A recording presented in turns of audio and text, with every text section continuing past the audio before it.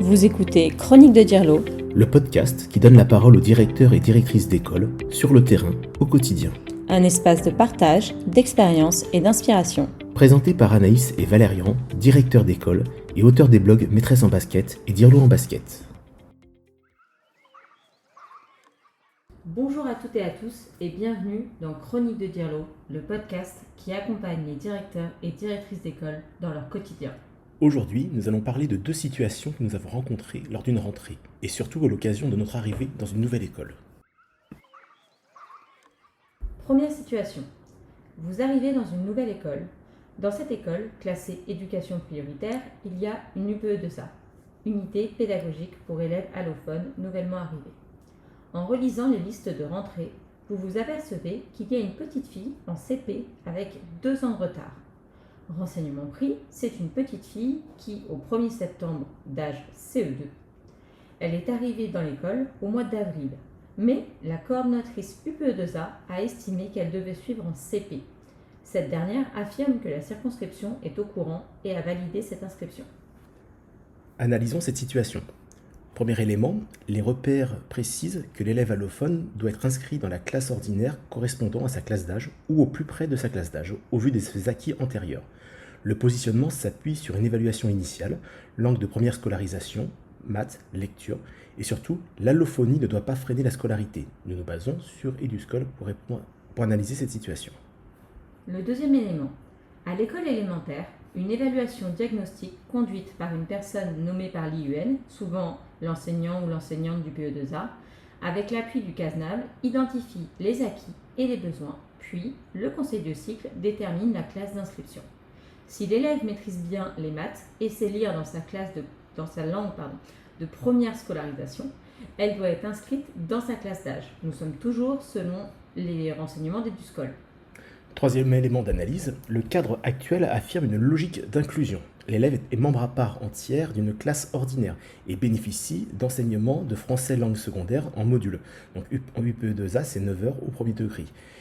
Il faut se rappeler donc que l'UPE2A est un dispositif et non pas une classe. C'est pas comme ça, on les clean comme à l'époque. Donc cette fois-ci, le cadre nous rappelle explicitement qu'il y a une inscription donc, dans la classe ordinaire, le CP, le C1, qui correspond à son âge par rapport à son niveau. Le module français langue secondaire adapté aux besoins, donc ici le PE2A, le volume horaire global équivalent à celui de sa classe ordinaire, et bien sûr d'éviter le morcellement, suivre des séquences complètes, des projets sortis avec la classe, une différenciation pédagogique au sein de la classe, un tutorat entre pairs, etc. La directrice du LIS que je suis tient à préciser que c'est exactement le même fonctionnement pour le dispositif ULIS. Oui, sauf que là, effectivement, l'UPE2A est cloisonné à 9 heures par semaine. Donc c'est justement intéressant de se dire qu'on ne va pas mettre un enfant toute la semaine dans le dispositif, mais vraiment qu'il y a des moments clés qui seraient vraiment trop compliqués. Oui, je parle surtout par rapport à la classe d'inclusion Bien sûr, également, oui. sur le problème de la classe d'âge. Revenons à cette situation. Les textes demandent donc d'aller au plus près de l'âge et de ne pas laisser la seule allophonie décider. Si l'évaluation de l'élève, donc dans sa langue d'origine plus les maths et la lecture, montre des acquis solides, alors on attend que cet élève soit positionné en CE2 avec un emploi du temps aménagé qui inclut les 9 heures du PE2A, comme l'a précisé Valérian avant. Plus, en classe à côté, quand il ou elle est en classe ordinaire, une des adaptations qui sont du coup mises en place pour lui permettre de suivre en CE2. Alors CE2 ici pour cet enfant effectivement, parce que c'est pas on ne met pas tous les enfants qui arrivent en UPE2A en CE2. Oui. Si jamais l'enfant est d'âge CM1 et qui le lit dans sa classe d'âge, CM1 On est toujours sur la situation. C'est ça. Si la scolarisation antérieure a été lacunaire, c'est-à-dire que l'enfant a été peu ou pas scolarisé, qu'on est vraiment sur une élève qui est débutante en littératie, alors on peut envisager un CE1 qui sera généralement le meilleur au plus près un CP où là on n'est pas du tout dans le respect du principe de proximité d'âge et puis l'écart maximum en plus par mettre une élève de CE2 en CP, vous imaginez l'effet que ça peut avoir aussi sur cet enfant. Oui, effectivement, pour l'estime de soi, là, on est vraiment sur quelque chose qui peut être destructeur pour l'enfant. Complètement. Donc concrètement, il faut que vous vérifiez, vous, la procédure, s'assurer que l'évaluation diagnostique complète a bien été conduite, donc lecture dans sa langue d'origine, la numération, le raisonnement, le repérage des acquis, avec une traçabilité et avis de l'IEN. Ça, effectivement, c'est après évaluation, c'est l'IEN qui affecte l'enfant en UPE2A et on lui doit des comptes par rapport à ses élèves, parce qu'on est vraiment dans le suivi des élèves à besoins éducatifs particuliers. Et on est vraiment sur une idée aussi que l'UPE2A, c'est provisoire. Oui, c'est ça, c'est 1 an, voire à 2, quand l'enfant n'a pas été scolarisé auparavant.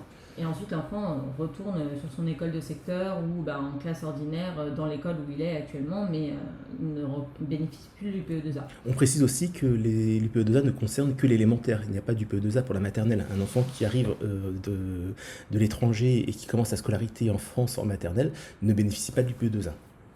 Le deuxième chose à faire, ça va être de réunir un conseil de cycle. Donc vous, l'enseignant ou l'enseignante du PE2A, les enseignants ici de CE1, CE2, et évidemment, s'il y a besoin, si la situation l'exige comme ici, où l'enseignante ne voudrait pas changer d'avis sur l'affectation de cet élève, on peut aussi demander à l'IEN d'être présent.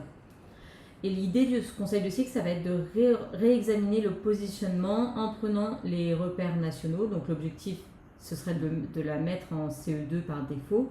Si vraiment ça passe pas, alors le CE1. Voilà. Vous avez un outil qui est très pratique, qui s'appelle les évaluations nationales, et voilà. Et vous pouvez comparer aussi par rapport aux attendus, alors pas forcément sur le français, effectivement, parce que l'enfant ne va pas apprendre le français en 15 jours, mais c'est assez rapide, et c'est vraiment un outil qui nous permet d'avoir un repère. Vous avez le CASNAF, vous avez les évaluations nationales. Et oui, ce n'est pas juste pour vous embêter, c'est vraiment un outil de pilotage par total. excellence pour le directeur, vraiment. Complètement. La troisième chose à faire concrètement, ça va être de construire un projet d'inclusion individuelle. Pour ça, en fait, ça va être de construire l'emploi du temps de l'élève qui va être aligné sur sa classe d'inscription avec, dans cet emploi du temps, des moments où il va être en classe ordinaire, entre guillemets, donc dans sa classe d'âge, et les moments où il sera en UPE2A pour bénéficier des 9 heures de français langue secondaire auxquelles il a le droit. L'idée, c'est d'avoir des séquences complètes en classe. On évite d'arriver en plein milieu de la séquence de maths et de repartir en plein milieu de la séquence de QLM. Enfin, la deuxième chose qui va être mise en place, c'est donc une différenciation pédagogique. On va adapter les consignes au niveau des supports, au niveau visuel. On va passer évidemment par l'évaluation positive. On va travailler beaucoup sur le tutorat entre pairs. Et alors, évidemment, là, par exemple, les mathématiques comme discipline d'appui pour l'inclusion. Oui, alors, excuse-moi, je te coupe, mais c'est vrai que ce qui est intéressant aussi avec votre coordinateur UPE2A, c'est que vous pouvez aussi dédier des moments de conseil des maîtres, des moments de conseil de cycle, ou même des moments dans la semaine où l'enseignant du PE2A va aller dans les classes pour pouvoir voir comment ça se passe. Et justement, pour construire ce projet d'inclusion, il faut que le coordinateur soit libéré de certaines contraintes pour pouvoir avoir du temps de concertation avec les collègues qui arrivent qui ont les élèves inclus, qui sont inscrits dans leur classe d'âge. Il faut rappeler quand même que lorsque on fait le mouvement, on peut très bien savoir que l'ULIS ou l'UPE2A, parce que les deux peuvent rentrer, sont indiqués il suffit de taper sur Internet, on voit les ULIS ou les UPE2A. Donc quand on arrive dans une école où il y a un dispositif, on est dans la volonté de travailler avec l'ULIS et l'UPE2A. C'est-à-dire qu'on ne peut pas refuser, un enseignant ne peut pas refuser dans la classe de prendre un élève ou de travailler, de différencier pour ses élèves. Là, effectivement, vous auriez à intervenir en tant que directeur parce que on serait contraire à la loi et au fonctionnement de l'éducation nationale. Et comme l'a dit Valérian, le coordinateur IPE2A est vraiment une ressource au sein de l'école pour tout ce qui est justement différenciation pédagogique pour ces élèves qui vont bénéficier du dispositif. Il va pouvoir accompagner les enseignants, proposer des outils également pour aider ces enfants quand ils sont dans leur classe d'inclusion. Et si les enseignants, les coordinateurs plutôt, mais qui sont enseignants du lycée et du PE2A ne sont pas chargés d'APC, c'est aussi parce qu'il faut leur libérer du temps de travail en concertation avec les équipes et pour préparer, pour échanger, pour pouvoir accompagner les collègues. Voilà, c'est ce temps-là qu'il faut pouvoir utiliser. Quand on vous dit, parce que cette coordinatrice avait très bien pu dire qu'elle n'avait pas le temps de travailler sur ça, si elle n'a pas d'APC justement parce qu'elle peut prendre sur ce temps-là pour travailler et accompagner les élèves. Et en tant que directeur ou directrice qui est chargé du coup, enfin qui a une classe, qui a un dispositif sur son école, que ce soit Ulysse ou UPE2A, il est très important dans votre planification des 108 heures de dédier des conseils des maîtres ou des conseils de cycle justement sur ces élèves du dispositif UPE2A, du dispositif Ulysse, pour que justement on puisse, comme on l'a dit, construire des projets d'inclusion individuelle pour ces élèves-là. Voilà. Quatrième point aussi qui vous revient en tant que directeur, ça va être d'informer et d'associer la famille. N'hésitez pas à solliciter la municipalité. Janice, je sais que ça se fait.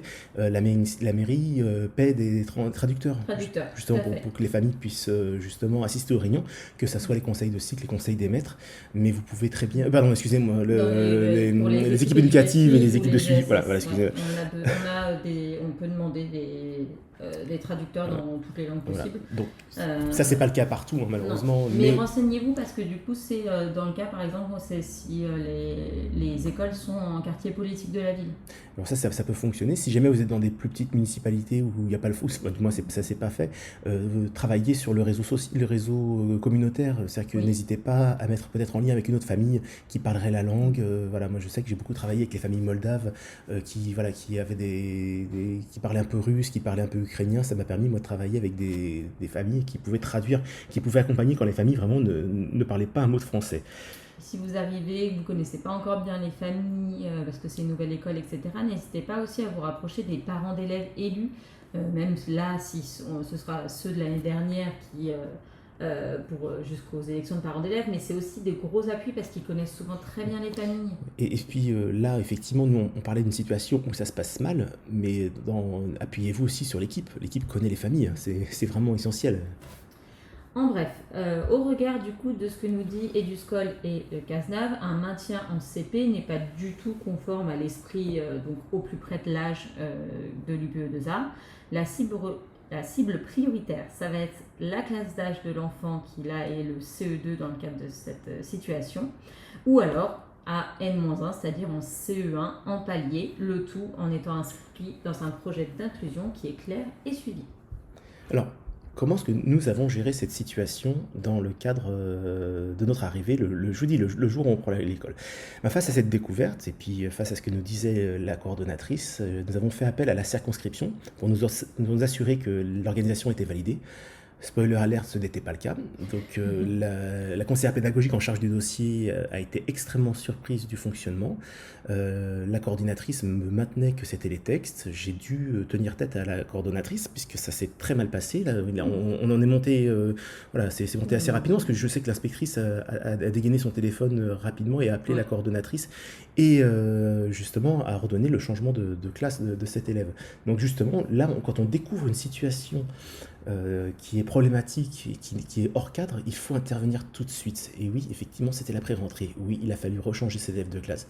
Oui, il a fallu mettre un cadre, mais là, c'était votre travail en tant que directeur d'intervenir parce qu'on ne pouvait pas laisser cet enfant être humilié, parce que on va dire les mots, c'est humiliant comme situation. Donc voilà, donc là effectivement, c'est pas grave pour vous parce que dès le début, vous devez intervenir, mais en même temps, j'ai envie de vous dire, ça prouve que vous connaissez votre sujet, ça prouve que vous êtes capable aussi de prendre des décisions et de les assumer. Et ça, c'est votre travail de directeur. C'est parti pour la deuxième situation. Lors d'une réunion avec différents partenaires, vous apprenez que le club de tennis de la ville propose des séances d'EPS, 10 séances pour chaque classe, de la moyenne section au CM2. Vous apprenez, au détour de la discussion, que depuis des années, les enfants des petites sections des doubles niveaux PSMS restent au dortoir avec l'ATSEM, pendant que l'enseignante accompagne le reste de sa classe au club de tennis, de l'autre côté de la rue. Il y a une convention qui a été signée avec l'inspection, mais pas de projet pédagogique. Alors, premier élément d'analyse. Le BO sur l'EPS du 6 octobre 2017 à l'école précise que l'enseignement doit permettre à l'élève d'explorer une pluralité de compétences motrices, se déplacer, s'exprimer, s'affronter, adapter ses déplacements dans un environnement varié. L'offre d'EPS donc, ne peut pas se réduire chaque année à un seul sport, même si c'est attractif pour les partenaires locaux. Le projet d'école doit prévoir une programmation pluriannuelle qui articule les différentes APSA, donc les activités physiques, sportives et artistiques.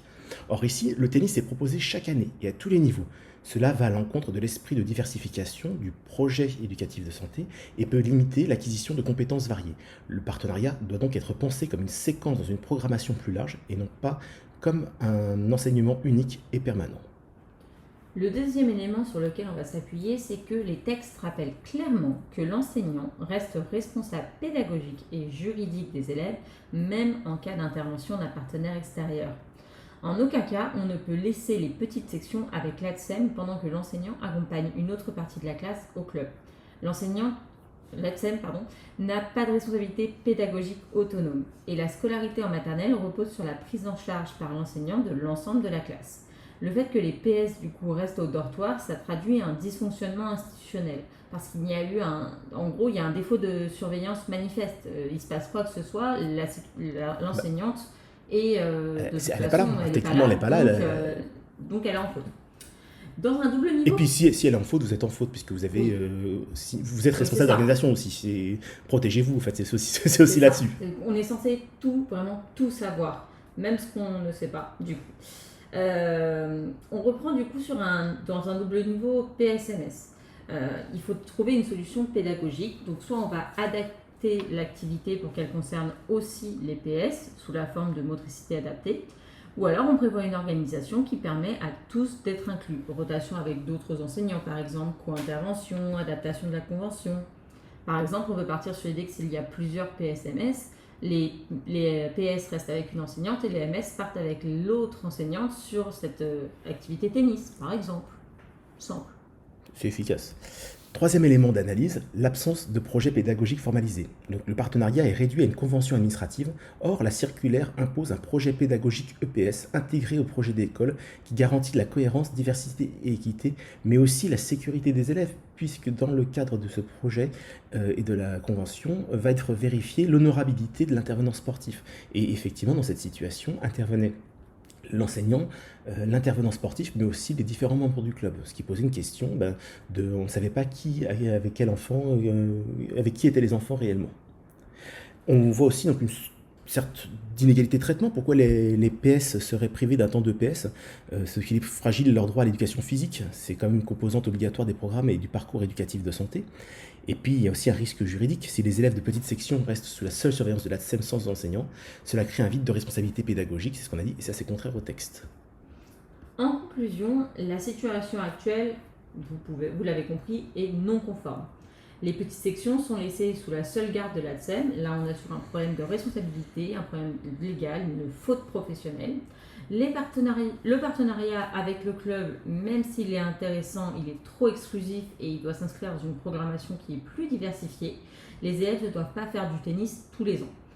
Enfin, il s'agit donc d'un double chantier. D'une part, redonner toute leur place aux petites sections dans la programmation des PS et formaliser une programmation variée dans un projet d'école qui est clair et qui va encadrer cette convention avec le club.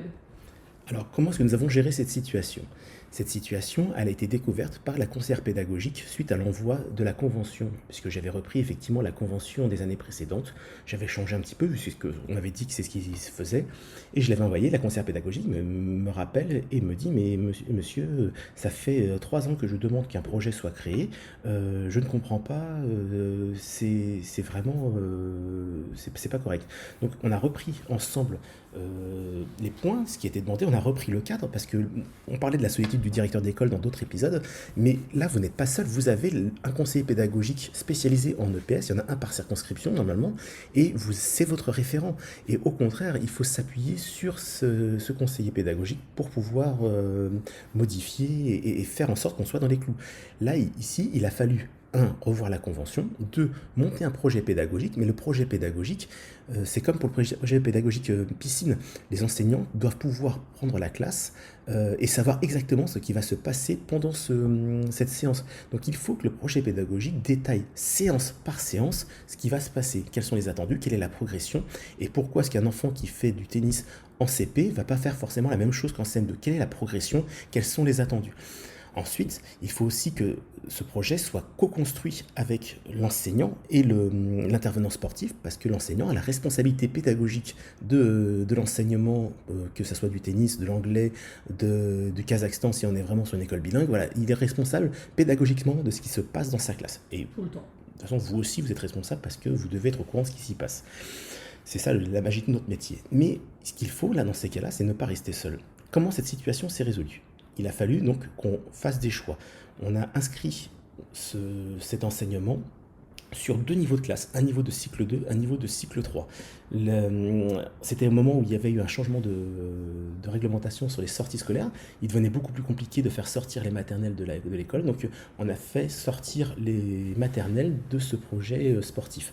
De plus, les gestes moteurs qui étaient envisageables de la petite section à la grande section n'étaient pas vraiment une spécialisation sportive, et c'était vraiment du ressort de l'enseignante. Je pense que de pousser une balle avec une raquette, c'est ce qu'on peut attendre d'une petite section. Pousser au sol une balle qui est grosse, c'est pas une balle de tennis, avec une raquette adaptée, c'est un geste professionnel ou sportif que l'enseignant peut faire. Donc voilà, ce qu'il faut, c'est voir quelle est la plus-value de l'intervenant sportif et qu'est-ce qu'il va pouvoir apporter. Donc on a inscrit ces interventions dans le cadre du projet du parcours de l'élève pour qu'il puisse voir à 2 moments en cycle 2 et en cycle 3 6 séances de tennis, mais qu'il puisse voir autre chose, du français, de la piscine, qu'il puisse voir d'autres gestes. En fait, on va travailler sur le développement moteur, donc autre chose. Comme on le disait, on va travailler sur les différences d'APSA. Et du coup, on va pouvoir proposer quelque chose qui est cohérent et qui va pouvoir construire.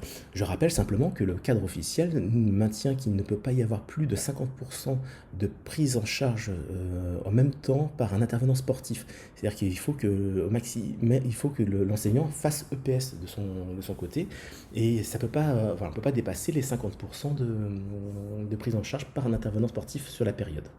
C'est souvent le cas de la problématique avec les intervenants extérieurs, c'est qu'on a tendance à oublier que justement on reste responsable pédagogique de notre classe, même si un intervenant est là pour travailler avec nous. Alors, la situation elle était très compliquée parce que, arrivant dans une nouvelle école, là vous découvrez un lièvre où vraiment vraiment, on est dans le cadre de la faute professionnelle, réellement, il se passe un accident, vous allez au tribunal. Et là, oui, les gens ne comprennent pas. Les gens ne comprennent pas parce que ça s'est toujours fait comme ça. On a l'habitude, oui, mais en fait, il peut y avoir des habitudes qui sont illégales et c'est à vous d'intervenir, et même si c'est pas grave, parce qu'il faut se mettre les enseignants à dos, parce qu'il faut se mettre les parents d'élèves à dos, il faut se mettre la municipalité à dos, il faut se mettre le club à dos. Mais oui, mais en fait, moi, dans ce cas-là, c'était pas personnel, c'est simplement, il y a un cadre et le cadre, il est là pour nous protéger, au cas où il y aurait des dérives. Et effectivement, on l'a vu ces dernières années, des intervenants sportifs qui malheureusement, alors je ne fais pas de généralité, mais qui ont eu des gestes déplacés avec des enfants, ça c'est déjà vu. Et qu'est-ce qui s'est passé à ces moments-là? On allait revoir les conventions et les projets pédagogiques, et les enseignants peuvent être inquiétés plusieurs années après. Et c'est parti pour la 3e et dernière situation. Vous recevez une inscription de la part de la mairie pour un élève qui vient d'arriver, mais il n'a pas de certificat de radiation, c'est-à-dire qu'il est encore inscrit dans son ancienne école. Vous apprenez également que l'un des 2 parents refuse la radiation. Que faites-vous? C'est un peu un cas d'école, mais nous vous laissons répondre à cette situation en commentaire, et nous analyserons et répondrons à cette situation dans l'épisode 5. Cet épisode touche à sa fin. N'oubliez pas de vous abonner et de partager ce podcast. Merci. À bientôt.